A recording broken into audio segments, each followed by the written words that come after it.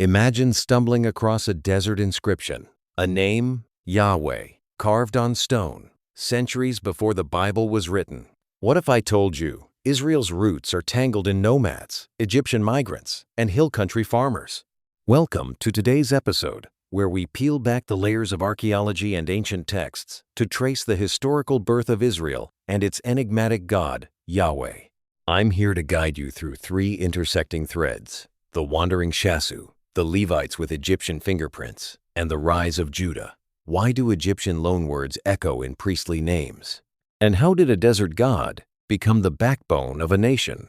We'll unpack technical terms, topographical lists, think ancient maps on temple walls, and Midianite-Kenite hypothesis, a scholarly handshake across cultures. You might wonder, isn't Israel a single people with one story? Not so fast. Like a river with many tributaries, today's roadmap will plunge into the Shasu's origins, the Levite migration, and the forging of Judah. By the end, you'll see the three-act drama of Israel's beginnings and why it matters for understanding faith, history, and identity. Let's start with the Shasu, pastoral nomads dubbed those who move on foot by the Egyptians.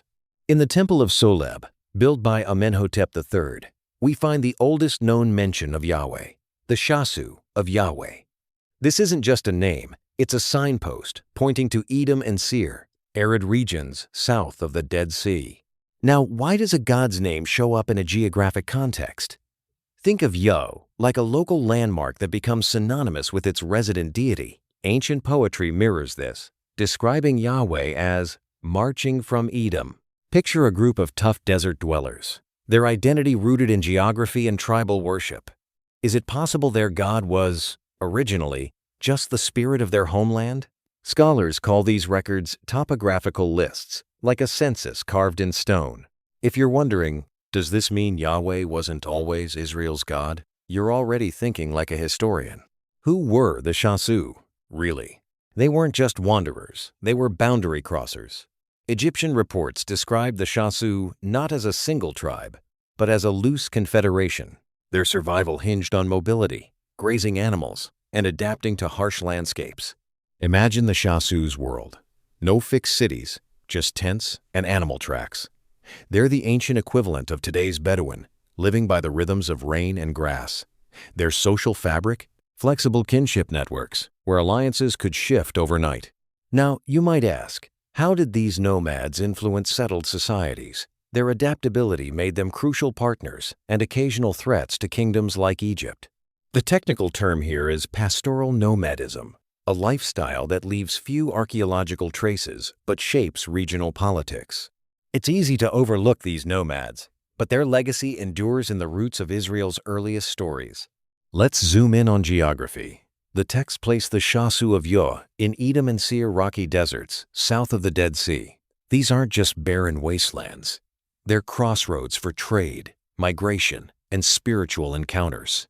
Biblical poetry amplifies this, echoing Yahweh's dramatic entrance, marching from Edom, shining from Mount Paran. It's as if the god emerges from the wilderness, not the city. This resonates with the idea of sacred geography, where place and deity are inseparable. Think of Edom and Seir as the stage for an unfolding drama, Yahweh's rise from a local spirit to a national god. The technical term for this is geotheology, where geography shapes theology. So, next time you read about Yahweh, picture him not in a temple, but on a windswept desert ridge. Switching gears, let's meet the Levites. Unlike other Israelite tribes, Levite leaders bore unmistakably Egyptian names. Moshe from Mz, meaning born of, Pinehas from Panehasi, and Pashhur from Pasherihor. Why do these priestly figures sound Egyptian? It's not random. Linguistic fingerprints suggest the Levites were outsiders, probably a literate band who served in Egypt's administration or army. Their migration wasn't a simple escape. They brought skills, stories, and ritual law. Imagine entering the southern deserts, not as lost refugees, but as a group well-versed in bureaucracy and ceremony. This is anthropological migration, the fusion of cultures through movement. Levites became the intellectual backbone for emerging Israel. So the Exodus story, is it really Levite history? That's the puzzle we're unraveling. The Levites' outsider status is also reflected in biblical tradition. They're the only tribe denied land inheritance, a clue to their immigrant origins. Instead, they provided priestly services, embedding Egyptian rituals into local practices. Imagine a mobile priesthood, moving from clan to clan, carrying not land, but literacy and liturgy. The technical term here is ritual vector, a group that transmits religious innovation across boundaries. You might be thinking, does being landless make the Levites less important? Quite the opposite. Their power lay in influence, not territory. Over time, their imported narratives, especially the Exodus, became foundational myths for all Israel. Levites weren't just priests, they were cultural transformers, shaping new identities wherever they settled. Now, let's dive into the Midianite-Kenite hypothesis, the academic model for Israel's origins. Picture a handshake between two worlds. Levites, fresh from Egypt, meet Shasu nomads in the Midianite wilderness. The result? A merger of Egyptian literacy and desert fervor. The Levites, displaced and militant, find common ground with Shasu worshippers of Yahweh. This is cultural syncretism, the blending of beliefs and practices into something new. You might ask, did the Levites just adopt the Shasu god?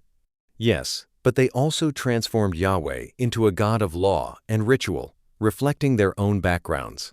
This hybrid group then migrates north, carrying a toolkit of stories, rituals, and identities, ready to build a new society. The next act unfolds as the Levite-Shasu alliance moves north into the Judean hill country. This migration wasn't a random drift, it was a strategic relocation. The technical term here is demographic shift, where population movement alters social landscapes. Imagine bringing storm and war god worship, along with Egyptian administrative skills, into a region of farmers and herders. The result? Judah, a melting pot where nomad and migrant merge. Now, you might wonder, how did this group become Israel? By outlasting and assimilating other clans, they established a new identity, anchored in both desert roots and ritual law. This northward migration set the stage for Judah's rise as the heartland of Yahwism. Judah stands out as the southernmost tribe formed not as part of the northern house of Joseph, but through a fusion of Shasu nomads and Levite priests. Archaeological evidence shows Judah began as a patchwork of clans, gradually Israelitized by shared rituals and stories. Picture a landscape where landless Levites provide priestly guidance, while Shasu descendants settle as farmers. The technical term melting pot is apt here, a society forged from outsiders and locals. You might ask, why did Judah become so central? Their ability to integrate diverse traditions made them the custodians of Yahwism and eventually the keepers of Israel's legacy. Judah proves that a tribe isn't just born, it's built from shared experience, migration, and myth. Let's dig into the Exodus story. The Levites, as immigrants, crafted a narrative of escape from Egypt that became Israel's founding myth. But originally, it was their own story, later exported to all tribes in Judah. This ideological export is powerful. Think of the Exodus as a franchise, spreading the Levites' experience to hill country farmers. The term ideological grafting means attaching a new myth to an old identity. Now you might say, did everyone believe the Exodus? Over time, yes. It unified disparate groups and justified Levite authority. The story became a rallying point, a symbol of divine favor and communal survival. The Exodus transformed from a private memory into the cornerstone of Israelite faith. Summing up the transition, three groups play distinct roles: Shasu as the biological root with their desert god, Levites as the intellectual and ritual vector from Egypt, Judah as the territorial result, the place where these legacies merged. This wasn't a simple blending. The technical term cultural merger means combining social, religious, and political elements into a unified identity. Each group contributed raw material, framework, and anchor. You might wonder, why does this matter for today? Understanding Israel's origins reveals how identity is built, not given. It's the result of migration, adaptation, and myth-making. These threads remain visible in religious practice and historical memory, even after 3,000 years. Let's wrap up with three key takeaways. First, Yahweh's story begins not in Jerusalem, but in the deserts of Edom and Seir with the Shasu. Second, the Levites brought Egyptian literacy and the Exodus myth, transforming Yahweh from a local god to a national deity. Third, Judah emerged as the melting pot, preserving this fusion for millennia. One concrete action step? Next time you read a biblical story, ask yourself, whose voice does it echo? Is it the nomads, the migrants, or the settlers? Now, you might be thinking, if Israel was forged from cultural collisions, what hidden stories lie beneath other ancient nations? In our next episode, we'll explore the rise of the northern tribes and the lost history of the house of Joseph. Stay tuned for secrets beneath the surface.